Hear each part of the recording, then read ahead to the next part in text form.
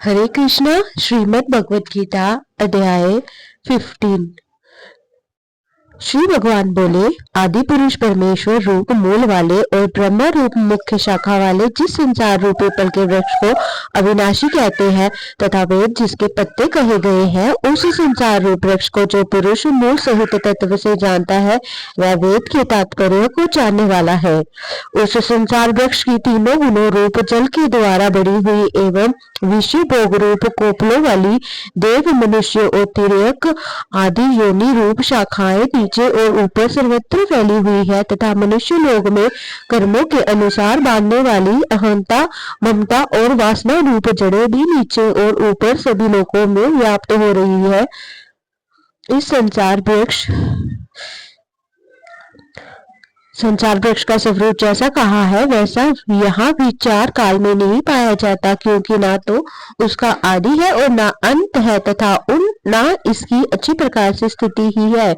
इसलिए इस अहंता ममता और वासना रूप अति दृढ़ मूलों वाले संसार रूपी पल के वृक्ष को दृढ़ वैराग्य रूप शस्त्र का द्वारा काट कर उसके पश्चात उस परम पद रूप परमेश्वर को बलिभांति खोजना चाहिए, जिसमें खड़े हुए पुरुष फिर लौटकर संसार में नहीं आते और जिस परमेश्वर से इस पुरातन संसार वृक्ष की वृत्ति विस्तार को प्राप्त हुई है, उसी आदि पुरुष नारायण को मैं शरण हूँ। इस प्रकार दृढ़ निश्चय करके उस परमेश्वर का मनन और निधि ध्यान करना चाहिए।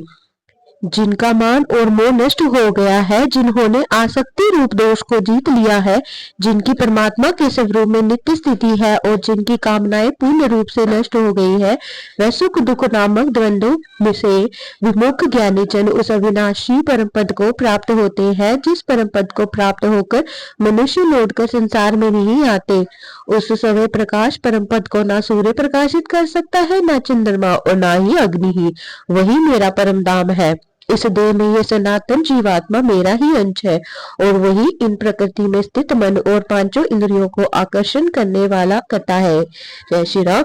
वायु गंध के स्थान से गंध को जैसे ग्रहण करके ले जाता है, वैसे ही देहादि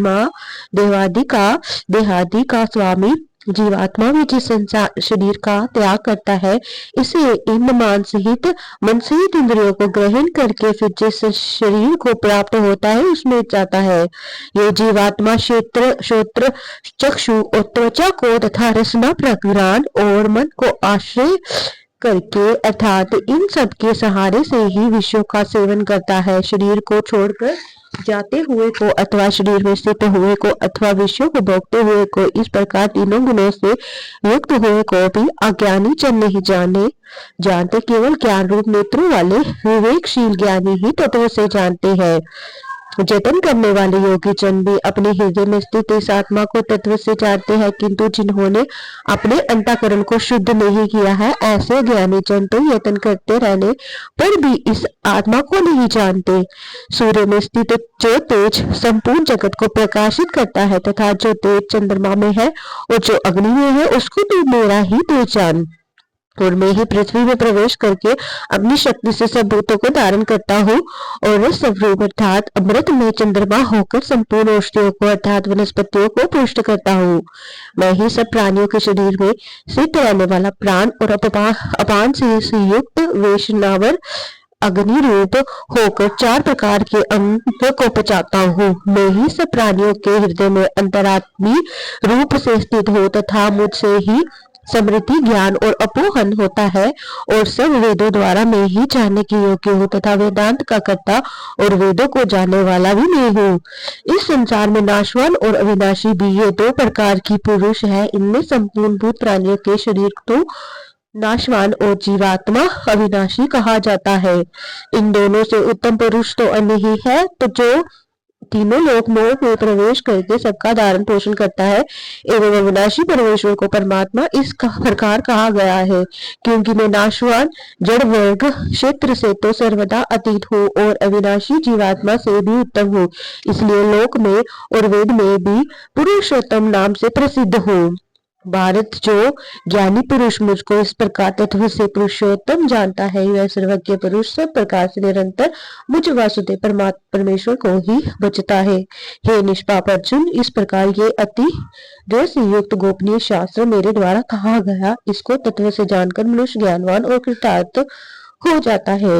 ओम तत्सत। श्रीमद् भगवद गीता सुपनिषद ब्रह्म विद्या योग शास्त्र श्री कृष्ण अर्जुन संवाद पुरुषोत्तम नाम पंचम अध्याय। श्रीमद् भगवद गीता अध्याय 50 समाप्त। श्रीमद् भगवद गीता की जय। हरे कृष्णा।